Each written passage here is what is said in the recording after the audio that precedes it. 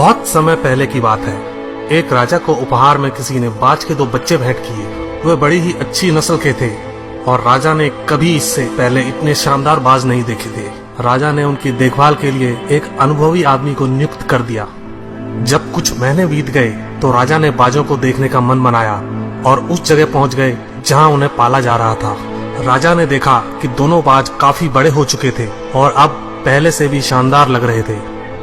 राजा ने बाजों की देखभाल कर रहे आदमी से कहा, मैं इनकी उड़ान देखना चाहता हूँ, तुम इन्हें उड़ने का इशारा करो। आदमी ने ऐसा ही किया।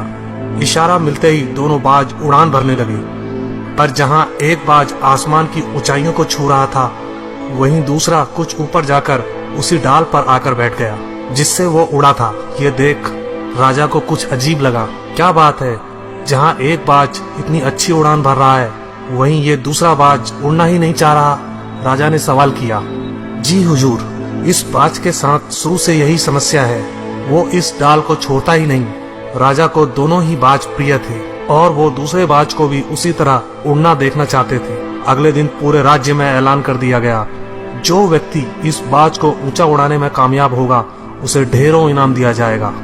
फिर क्या था, एक से एक विद्वान आए और बाज को उड़ाने का प्रयास करने लगे, पर हफ्तों बीत जाने के बाद भी बाज का वही हाल था।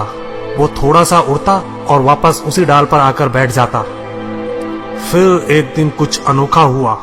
राजा ने देखा कि दोनों बाज आसमान में उड़ रहे हैं। उन्हें अपनी आंखों पर यकीन नहीं हुआ और उन्होंने तुरंत उस व्यक्ति का पता लगाने को कहा जिसने ये कारनामा कर दिखाया था।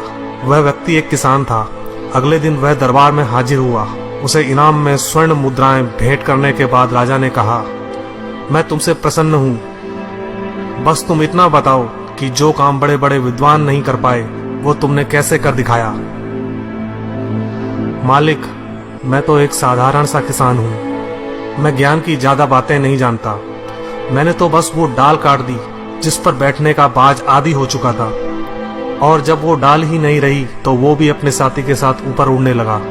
दोस्तों, हम सभी ऊंचा उड़ने के लिए ही बने हैं, लेकिन कई बार हम जो कर रहे होते हैं उसके इतने आदी हो जाते हैं कि अपनी उड़ान भरने की, कुछ बड़ा करने की काबिलियत को भूल जाते हैं। यदि आप भी सालों से किसी ऐसे काम में लगे हैं जो आपके सही पोटेंशियल के मुताबिक नहीं है, तो एक बार जरूर सोचिए कि कहीं आपको भी उस डाल को काटने की जरूरत तो नहीं जिस पर आप बैठे हैं।